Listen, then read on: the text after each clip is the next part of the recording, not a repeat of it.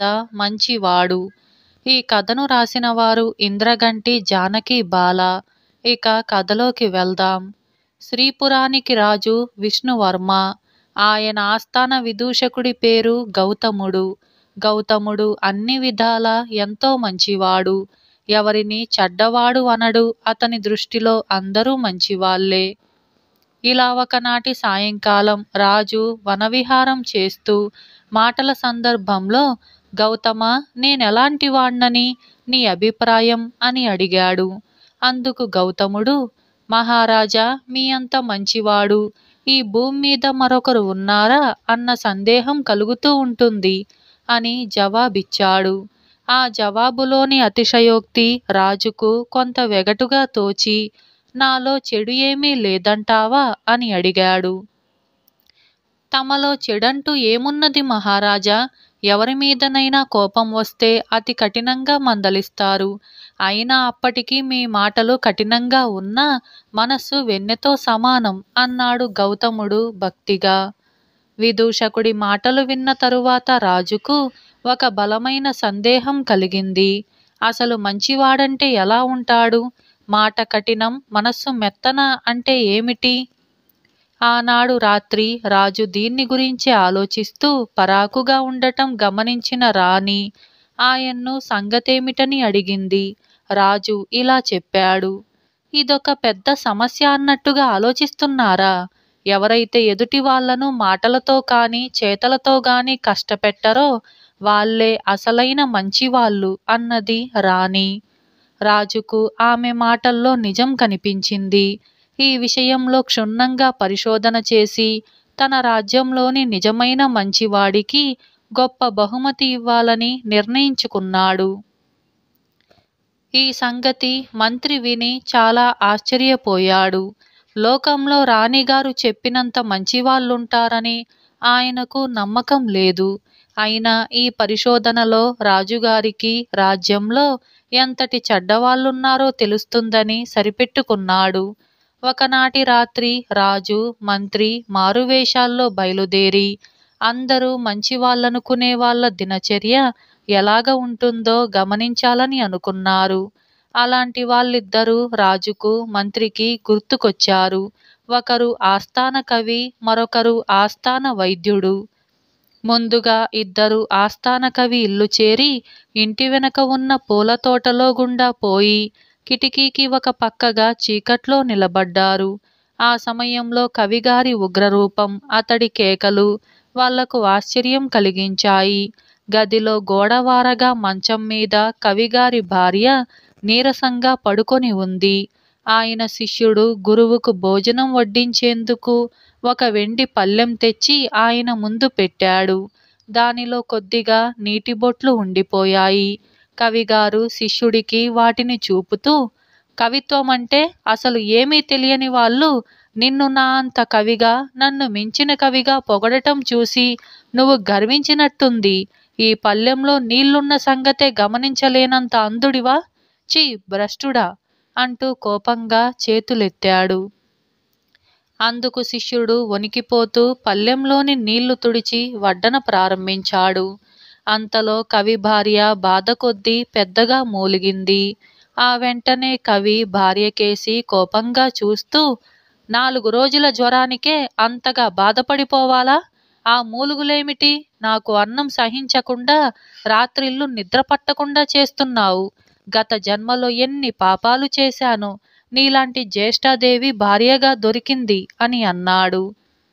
ఆస్థాన కవి నిజరూపం అర్థమై రాజు మంత్రి నివ్వెరపోయారు.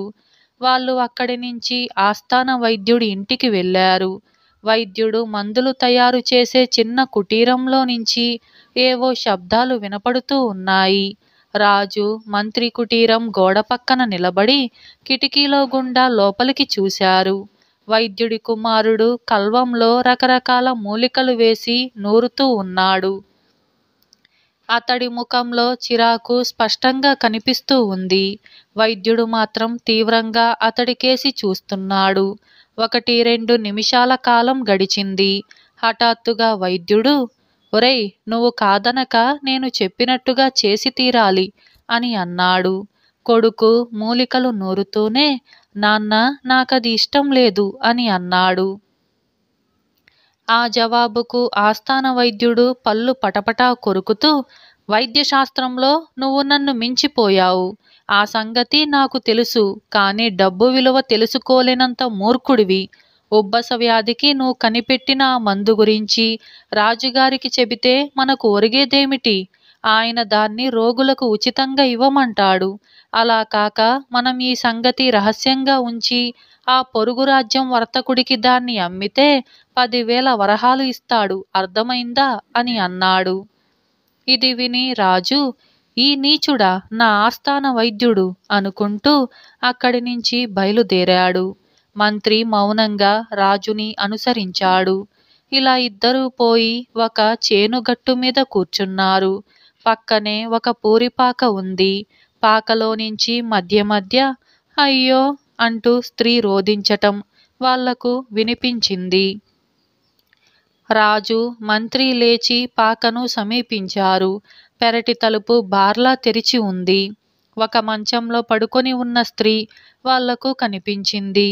ఆమె బాధకు కారణం అడిగి తెలుసుకుందామని వాళ్ళు అనుకునేంతలో పాక ముందు వైపు తెరుచుకొని ఒకతను లోపలికి వచ్చాడు. అతన్ని చూస్తూనే ఆ స్త్రీ, అయ్యో నా కాలు అంటూ పెద్దగా మూలిగింది. ఆ వచ్చినతను ఆమె భర్త, పేరు సోమయ్య. పగలంతా పొలం పనులు చేసి బాగా అలసిపోయి ఉన్నాడు.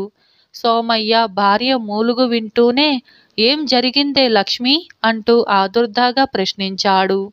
బావి దగ్గర నుంచి నీళ్ల బిందెతో పాకలోకి వస్తూ కాలు జారి పడ్డాను. కాలు బెనికింది.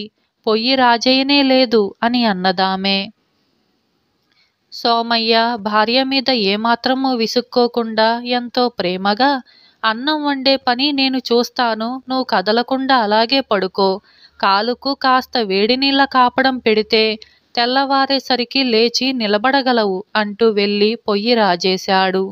అతడు భార్య కాలికి వేడి నీళ్ల కాపడం పెట్టి అన్నం వండి ముందు భార్యకు పెట్టి తరువాత తను తిన్నాడు. ఇల్లు చేరేందుకు ఇంత పొద్దుపోయిందేంటి అని భార్య అతన్ని అడిగింది. దానికి సోమయ్య, మిగులు ధాన్యం అమ్మ చూపాను కదా, బేరం ఒక పట్టాన కుదిరింది కాదు. పట్నం షావుకారు బస్తాకు 5 రూకలు ఎక్కువిస్తానని అన్నాడు.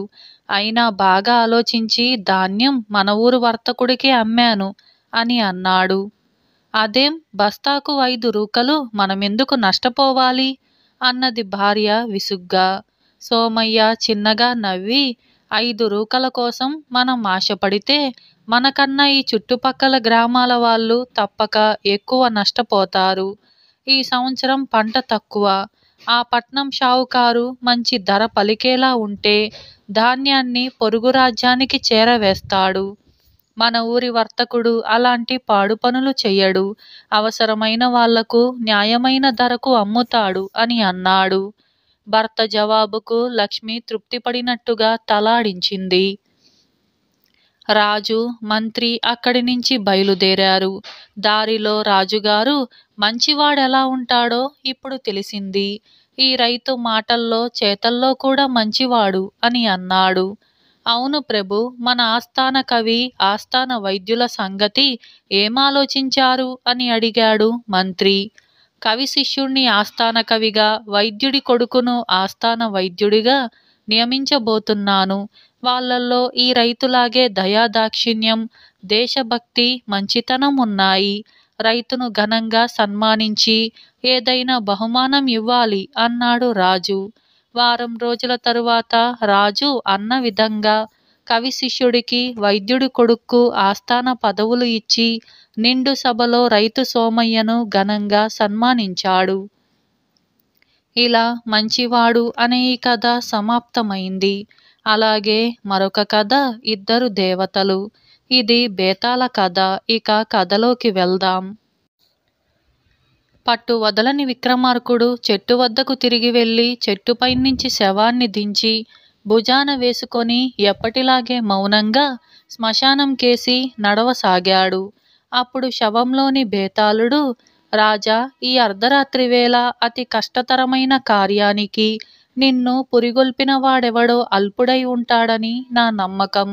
లోకంలో కొందరు అల్పులకు అధికార బలమే కాదు, అపూర్వ శక్తులు కూడా ఉండటం వింత విషయమేమీ కాదు. నువ్వు అలాంటి వాడెవడో ఒకడి ప్రభావానికి గురై ఉండవచ్చు. ఇందుకు ఉదాహరణగా నీకు 2 దేవతల కథ చెబుతాను, శ్రమ తెలియకుండా విను అంటూ ఇలా చెప్పసాగాడు.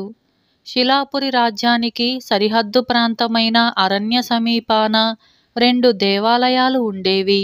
అందులోని ఒక దేవాలయంలో అంకమాంబ అనే దేవత, రెండవ దానిలో జగదాంబ అనే దేవత ఉండేవాళ్ళు. ఈ 2 దేవతలలో అంకమాంబకు తన దగ్గరకు వచ్చిన భక్తులలో రోజుకు 2 కోరికలు తీర్చగల శక్తి ఉండేది.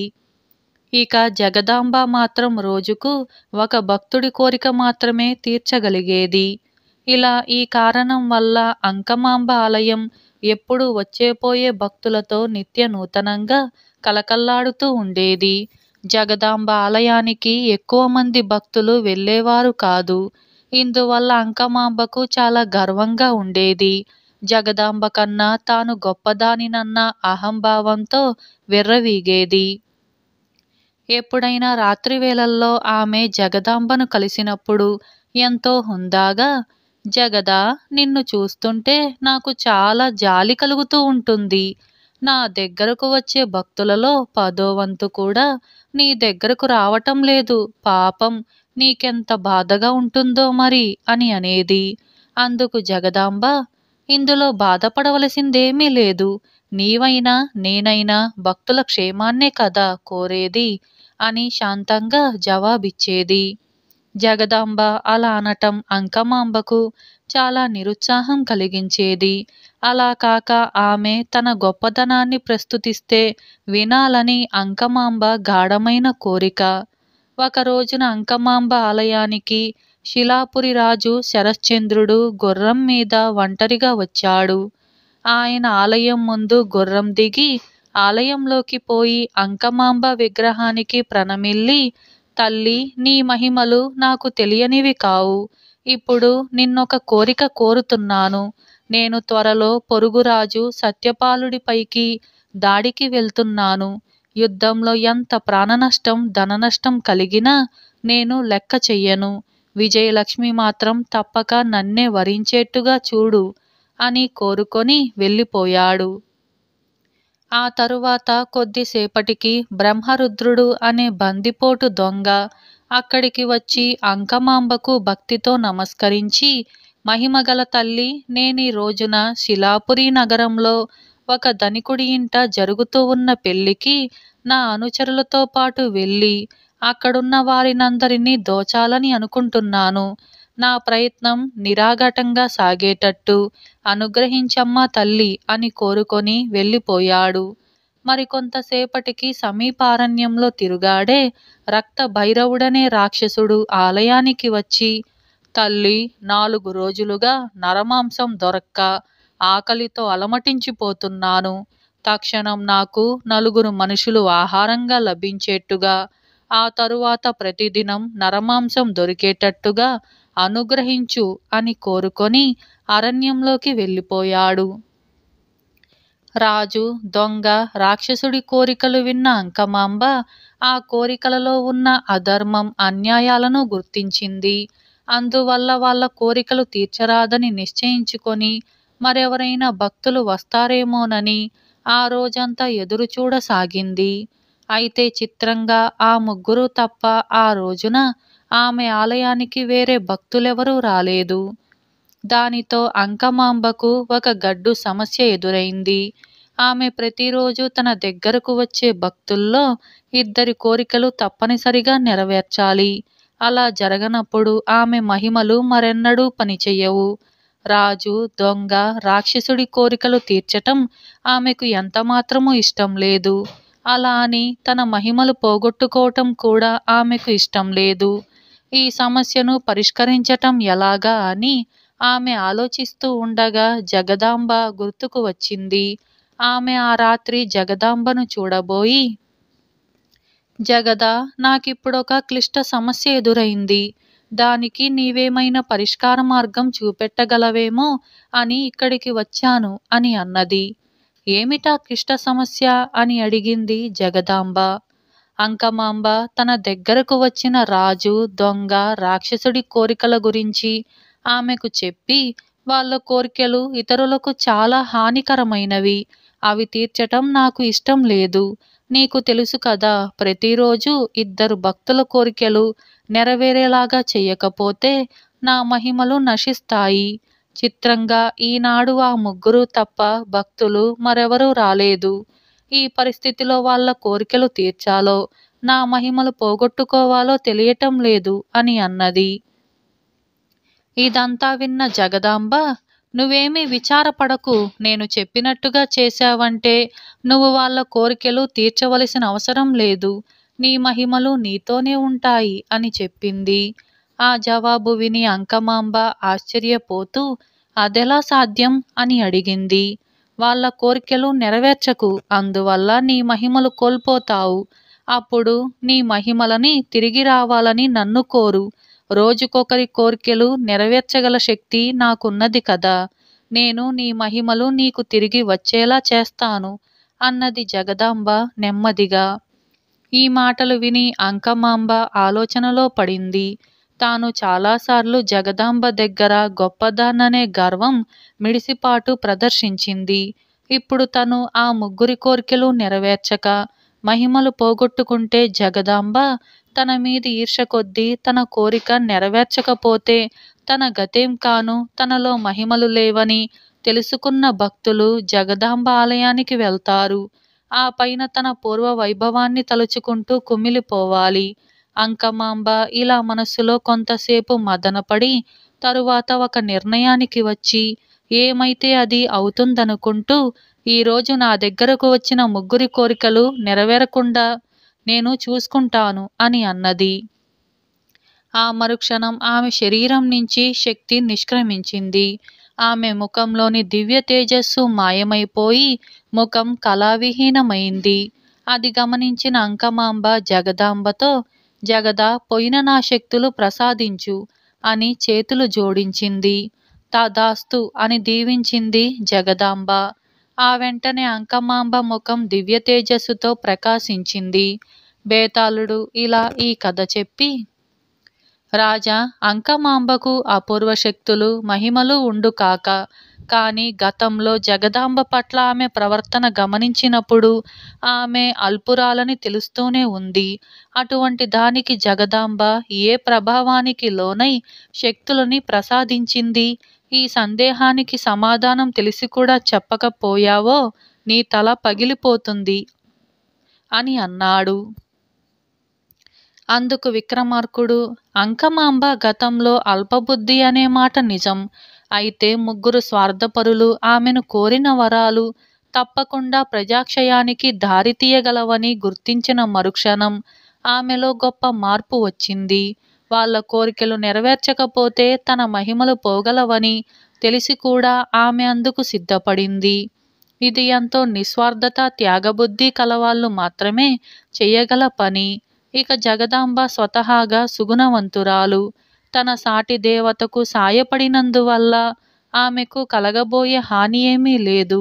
ఆ కారణం వల్ల ఆమె చేసిన పని గొప్ప త్యాగం అనిపించుకోదు.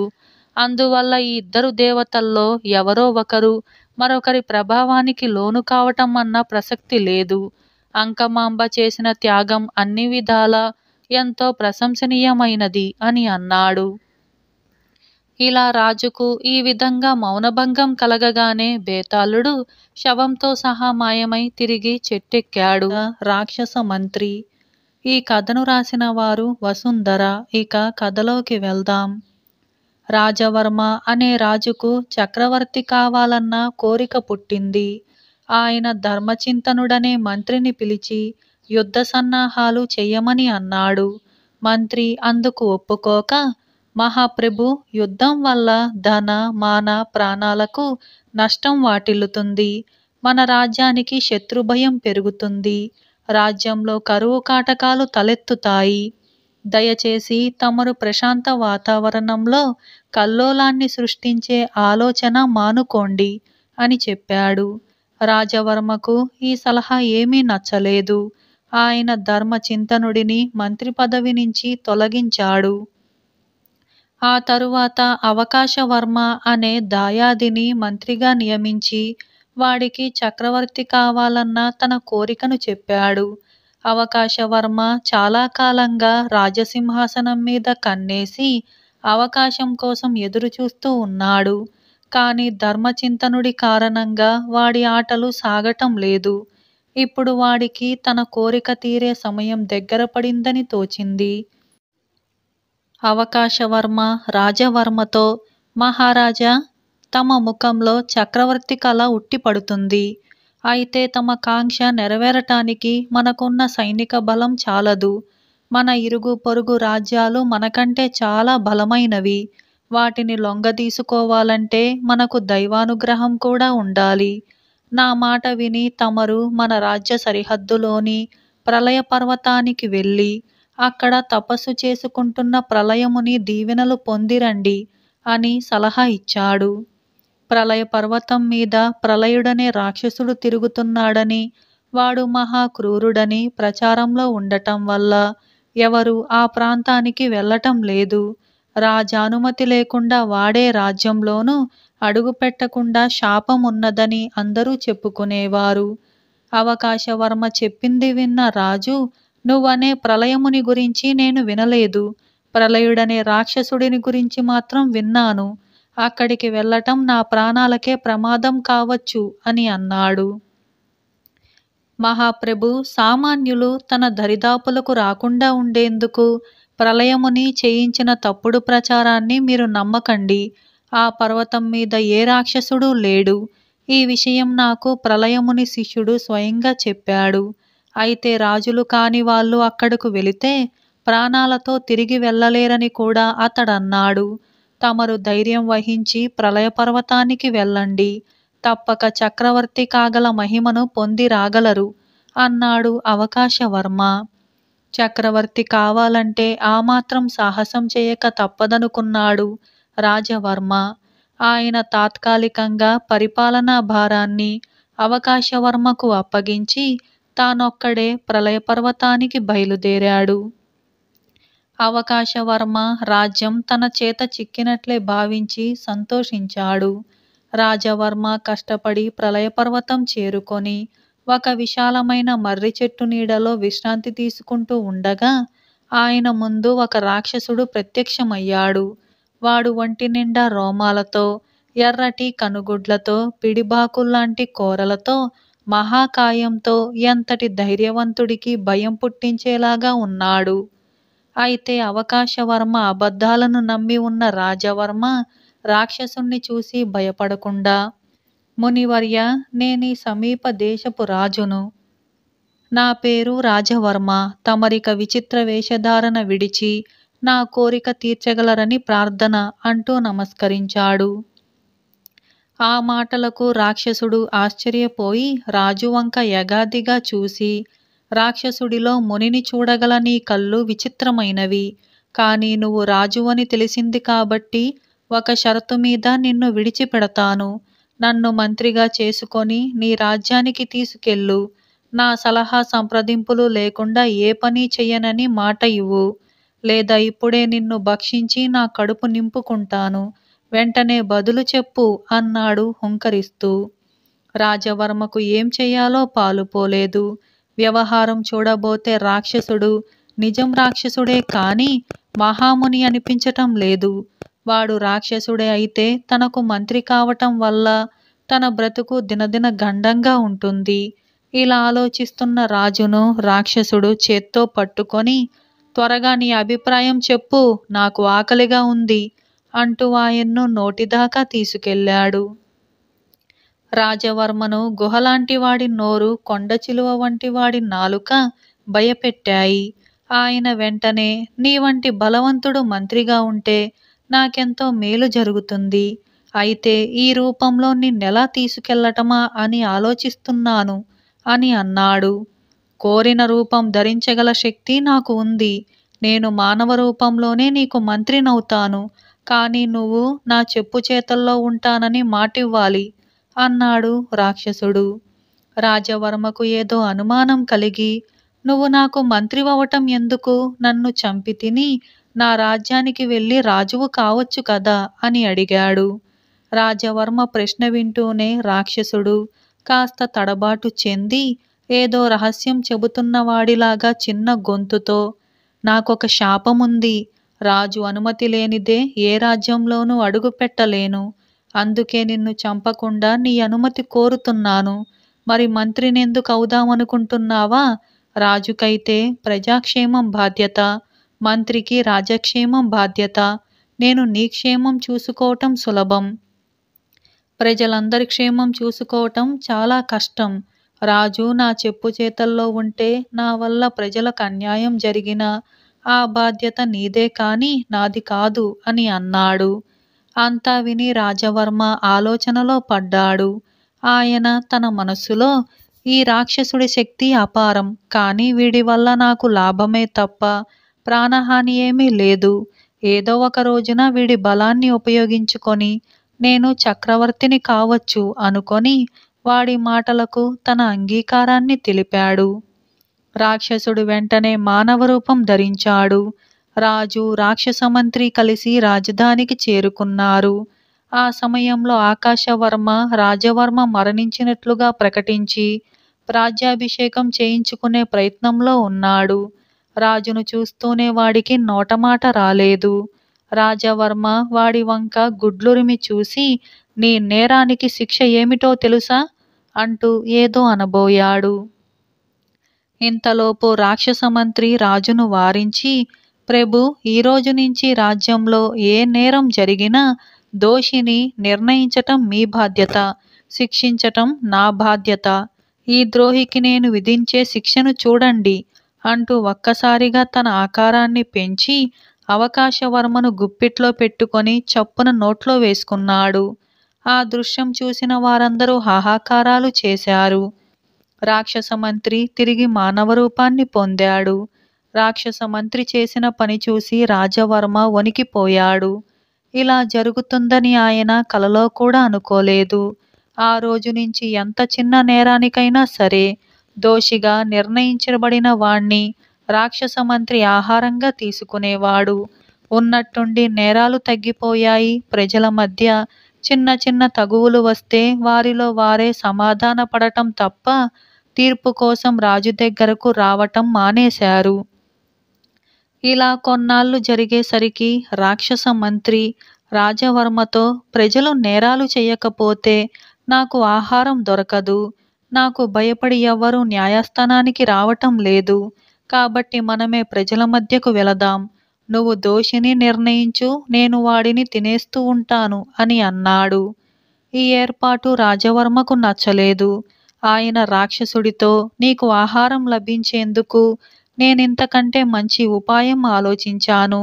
మనం పొరుగు రాజ్యం మీదికి యుద్ధానికి వెళదాం. యుద్ధంలో విజయం మనదే అవుతుంది కనుక దొరికిన శత్రు సైనికులను రోజుకొకణ్ణి చొప్పున హాయిగా సంవత్సరాల తరబడి భుజించవచ్చు అని అన్నాడు. ఇందుకు రాక్షసుడు కూడా సరేనన్నాడు. వెంటనే రాజవర్మ పొరుగు రాజ్యంపై యుద్ధం ప్రకటించాడు. 2 దేశాల సేనలు ఒక విశాల మైదానంలో ఒకదానికొకటి ఎదురుపడ్డాయి. పొరుగు రాజైన ధర్మసేనుడి సైనిక బలం అపారంగా ఉంది. అయితే రాజవర్మ సైన్యం మధ్యలో రాక్షసుడు తాటి చెట్టు ప్రమాణంలో అతి భీకరంగా నిలబడి ఉన్నాడు. వాణ్ణి చూస్తూనే ధర్మసేనుడి సైనికుల కాళ్ళల్లో వణుకు పుట్టింది. అప్పుడు రాజవర్మ ధర్మసేనుడిని ఉద్దేశించి, నాకు సైనిక బలంతో పాటు రాక్షస బలం కూడా ఉంది. యుద్ధానికి తడబడి సైనికులతో పాటు ప్రాణాలు పోగొట్టుకుంటావో, నాకు సామంతుడివై కప్పం కడతావో నీ ఇష్టం అని అన్నాడు. ధర్మసేనుడు రాజవర్మకు బదులివ్వకుండా సైనికులను వెనక్కు తిరిగి పొమ్మని ఆజ్ఞాపించాడు. పారిపోతున్న ధర్మసేనుణ్ణి, శత్రు సైనికులను చూసి రాజవర్మ వికటాట్టహాసం చేస్తూ తరమసాగాడు. ఆ సమయంలో ఎక్కడి నుంచో వచ్చిన పాత మంత్రి ధర్మచింతనుడు రాజవర్మ ముందుకు వెళ్ళి, ప్రభు, ఇక ముందుకు వెళ్ళకండి. ధర్మసేనుడి యుక్తిని మీరు అర్థం చేసుకోలేక ప్రమాదంలో పడగలరు అని అన్నాడు.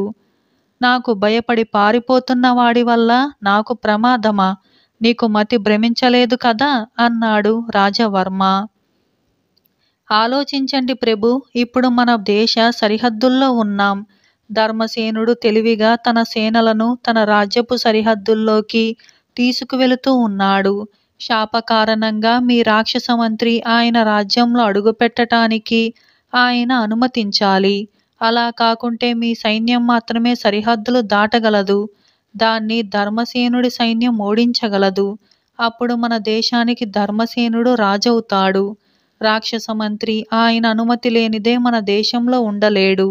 నా మాట విని ఇక వెనక్కు తిరగండి అన్నాడు ధర్మచింతనుడు. అప్పటికే రాజవర్మకు అసలు విషయం అర్థమైంది. రాక్షస మంత్రి సహాయంతో తను పొరుగు దేశాలపై విజయం సాధించలేనని తెలియగానే ఆయన దిగులు పడి, ఇప్పుడు నేనేం చెయ్యాలి? పొరుగు దేశపు సైనికులు పట్టుబడకపోతే రాక్షసుడు నా ప్రజలను తింటాడు. నేను వీడి పీడ ఎలా వదిలించుకోవటం అని అడిగాడు. అందుకు ధర్మచింతనుడు, ప్రభు, రాజుకు పరరాజ్యాలను జయించాలన్న వ్యామోహముంటే అదే రాక్షసులకు బలాన్నిస్తుంది. ప్రజలు నేరాలు చేస్తుంటే అదే రాక్షసులకు ఆహారాన్నిస్తుంది. రాక్షస మంత్రి పుణ్యమా అని మనం ఈ 2 సత్యాలను గ్రహించాం. తమరు రాక్షసుణ్ణి రాజ్యం విడిచిపొమ్మని శాసించండి, అందరికీ మేలు జరుగుతుంది అని సలహా ఇచ్చాడు. రాజవర్మ రాక్షసుణ్ణి రాజ్యం విడిచి పొమ్మని అన్నాడు. వాడు ఆగ్రహించి రాజును పట్టుకోబోయాడు. వెంటనే రాజవర్మ సైనిక బలమంతా ఒక్కటై రాక్షసుడికి ఎదురు తిరిగింది. అంతమంది సైనికులు ఆయుధాలు పైకెత్తి మీదికి వచ్చేసరికి అంత పెద్ద రాక్షసుడు భయపడి ప్రళయపర్వతం కేసి పరుగు తీశాడు. ఇది చూసి రాజవర్మ పరమానందం చెంది ధర్మచింతనుడితో, మహామంత్రి, నేను దురాశ కొద్దీ మీకు చాలా అన్యాయం చేశాను. నా దాయాది అవకాశవర్మ మాటలు నమ్మి ప్రళయపర్వతానికి వెళ్ళటం వల్లనే ఈ చిక్కులన్నీ వచ్చాయి. నాకు రాజ్య ప్రజలకు కూడా ఘోర ప్రమాదం జరగనున్న దశలో మీరు వచ్చి నన్ను ప్రజలను కాపాడారు. తమకెంతో కృతజ్ఞుణ్ణి. గతాన్ని మరచిపోండి అని అన్నాడు. ధర్మచింతనుడు రాజవర్మకు నమస్కరించి, ప్రభు, మానవులు తమలో తాము కలహించుకుంటేనే రాక్షసుల బలానికి విలువ లభిస్తుంది. మానవులంతా ఒక్కటై ఎదురు తిరిగితే ఎలాంటి రాక్షసుడైనా వెన్ను చూపి పారిపోక తప్పదు. రాజులు సైనిక బలాన్ని రాక్షస వినాశనానికి తప్ప రాజ్య విస్తరణకు ఉపయోగించకూడదు. ఇక మీదట మీరు చక్రవర్తి కావాలన్న ఆకాంక్షను విడిచిపెట్టి దేశంలో మానవ రూపుదారులై ఉండి మనుషుల్ని పట్టి పీడిస్తున్న రాక్షసుల్ని గుర్తించి పట్టి నిర్మూలించండి అని అన్నాడు. రాజవర్మ ధర్మచింతనుణ్ణే తిరిగి మంత్రిగా నియమించి ఆయన సలహాలతో చక్కగా రాజ్యపాలన చేసి మంచి పరిపాలకుడిగా కీర్తి గడించాడు. ఇలా రాక్షస మంత్రి అనే ఈ కథ సమాప్తమైంది. అలాగే మరొక కథ దాన రహస్యం. ఈ కథను రాసిన వారు ఆర్ శేషగిరిరావు. ఇక కథలోకి వెళ్దాం. ఒక ఊళ్ళో ఒక దాసుగారు ఉండేవాడు. ఆయన ఊరూరు తిరిగి హరికథలు చెప్పి శ్రోతలు తమ శక్తి కొద్దీ ఇచ్చే డబ్బులతో జీవయాత్ర సాగిస్తూ ఉండేవాడు. ఒకసారి దాసుగారు ఒక గ్రామానికి వెళ్ళాడు. ఆ ఊరి వాళ్ళు ఆయన చేత హరికథ చెప్పించాలని నిశ్చయించారు. అందుకు తగిన స్థలం శేషయ్య అనే పెద్ద షావుకారు ఇంట మాత్రమే ఉంది. అందుచేత గ్రామ ప్రముఖులు దాసుగారిని శేషయ్య గారి ఇంటి ముందుకు తీసుకుపోయి, వీరి చేత హరికథ చెప్పించాలని నిర్ణయించాం. అది మీ ఇంట జరిపిస్తేనే బావుంటుంది. దాసుగారికి మనమంతా మన ఉత్సాహ శక్తులను అనుసరించి తలా కాస్త ముట్టజెప్పి గౌరవిద్దాం, ఏమంటారు అని అన్నారు. శేషయ్య నిజానికి రసికుడు కాదు. కానీ ఊళ్ళో ఉండే పెద్దలంతా తన గౌరవం నిలబెట్టడం ఆయనకు చాలా సంతోషం. అందుచేత ఆయన, అయ్యో అంతకంటేనా, తప్పక మా ఇంటనే హరికథ ఏర్పాటు చేద్దాం అని అన్నాడు. అంతేకాక దాసుగారి బస కూడా తన ఇంటనే అని ఆయన పట్టుబట్టాడు. ఆ రాత్రే పెద్ద షావుకారు గారి ఇంటి ముందు గల విశాలమైన ఆవరణలో హరికథ ఏర్పాటయింది. దేవుడి పటం దగ్గర ఒక పెద్ద పళ్ళెం పెట్టారు. హరికథ వినటానికి వచ్చిన వాళ్ళు తమ శక్తి కొద్దీ దాసుగారికి ఇవ్వదలిచినది అందులో వెయ్యవచ్చు. కొందరు అయితే తామివ్వదలచినది పళ్ళెంలో వేశారు. కొందరు మటుకు చివరకు వేద్దామని ఆగారు. శేషయ్య దాసుగారికి ఇవ్వటానికి ఒక శాలువ, 100 రూపాయల సంచి వసార గదిలో పెట్టి ఉంచి కథ ముగిసినాక ఇద్దామని అనుకున్నాడు. ఆ ఊళ్ళో చలమయ్య అనే చిన్న షావుకారు ఒకడు ఉన్నాడు. ఆయన వస్తూనే దాసుగారి మెడకు 3 రూపాయలు ఖరీదు చేసే పట్టుకండువాను వేసి, పళ్ళెంలో 4 రూపాయలు వేసి ముందు వరుసలో కూర్చున్నాడు. ఈ హరికథే తన ఆధ్వర్యాన జరిపించినట్లయితే ఆయన దాసుగారిని ఇంకాస్త ఘనంగా సత్కరించేవాడే. ఇక పెద్ద షావుకారు శేషయ్య ఎవరెంతెంతిచ్చేది ఒక కంట కనిపెడుతూనే ఉన్నాడు. అన్నింటిలోకి పెద్ద పద్దు చలమయ్యదే, అది కూడా 10 రూపాయల లోపుదే. అలాంటప్పుడు తాను మాత్రం దాసుగారికి 100 రూపాయల నగదు, ఒక శాలువ ఇచ్చుకోవటం దేనికి? ఓ 10 రూపాయల రొక్కమో, ఒక జత పంచెలు ఇస్తే సరిపోతుంది. దాసుగారు హరికథ ప్రారంభించి చెప్పుకుపోతూ ఉన్నాడు. మధ్యలో శేషయ్య ఏదో పని పడ్డట్టుగా లేచి వసార గదిలోకి వెళ్ళి తాను సిద్ధంగా ఉంచిన శాలువ, రూపాయల సంచిని తీసేసి వాటికి బదులు ఒక దోవతుల చాపు 10 రూపాయలు ఉంచి వచ్చాడు. దాసుగారు శేషయ్య గారిని మొదటి నుంచి కూడా మహాశ్రద్ధగా గమనిస్తూ ఆయన మనస్సులో కలిగే ఆలోచనలన్నీ ముఖంలో కనిపెడుతూ శేషయ్య లోపలికి ఎందుకు వెళ్ళినది, ఏమి చేసింది పసికట్టేశాడు. శేషయ్య తిరిగి వచ్చి కూర్చోగానే ఆయన ఈ విధంగా ఒక పిట్టకథ చెప్పాడు. కర్ణుడు మహాదాత, అడిగిన వాడికి లేదని ఎరగడు. ఒకనాడు కర్ణుడు అభ్యంగనానికి సిద్ధమవుతూ ఉండగా ఆయన్ను యాచించటానికి ఎవరో బ్రాహ్మడు వచ్చాడని పరిచారకులు చెప్పారు. ఆ బ్రాహ్మణుణ్ణి తన వద్దకు తీసుకురమ్మన్నాడు కర్ణుడు. ఆ బ్రాహ్మడు వచ్చేసరికి కర్ణుడు ఎడమచేత బంగారు పాత్రలో నూనె పట్టుకొని కుడి చేత్తో వంటికి నూనె రాసుకుని కూర్చున్నాడు. మహారాజా, పేదవాణ్ణి, తమకు తోచింది ఇప్పించండి అన్నాడు బ్రాహ్మడు. మహాదాత అయిన కర్ణుడు తన ఎడమచేత ఉన్న బంగారు గిన్నెను అలాగే బ్రాహ్మణుడికిచ్చేశాడు. బ్రాహ్మడు దాన్ని సంతోషంతో స్వీకరించి, మహాదాతవు, కాని ఎడమ చేత్తో ఎవరైనా దానమిస్తారా? అలా ఇవ్వటంలో గల రహస్యమేమిటి అని అడిగాడు. అందుకు కర్ణుడు చిరునవ్వు నవ్వి, ఇదే దానమిచ్చేటప్పుడు అందరూ పాటించవలసిన రహస్యం. చెయ్యదలచిన దానాన్ని జాప్యం లేకుండా చెయ్యాలి. మాట వరసకు నేను నీకీ గిన్నెను ఇవ్వాలనుకున్న క్షణంలో అది నా ఎడమ చేత ఉంది. దాన్ని కుడి చేతికి మార్చుకునే లోపల నా బుద్ధి మారిపోవచ్చు. అందుచేత ఎడమ చేతిలో ఉన్న వస్తువు ఎడమ చేత్తోనే ఇచ్చాను అని అన్నాడు. ఈ పిట్ట కథ చెప్పి హరిదాసు గారు అసలు కథకు వచ్చాడు. కాని శేషయ్యకు ఆ పిట్ట కథ చెప్పుదెబ్బలాగా తగిలింది. హరికథ పూర్తి అయ్యాక ఆయన దాసుగారికి తాను ముందుగా ఇవ్వాలనుకున్న కానుకల కన్నా కూడా ఘనంగా ఇచ్చి గౌరవించి పంపించాడు. ఇలా దానరహస్యం అనే ఈ కథ సమాప్తమైంది. ఇటువంటి మరిన్ని కథల కోసం ఇప్పుడే మన ఛానల్ని సబ్స్క్రైబ్ చేసుకోండి. మీకు ఈ కథ నచ్చిందా? అయితే ఇప్పుడే లైక్ చేయండి.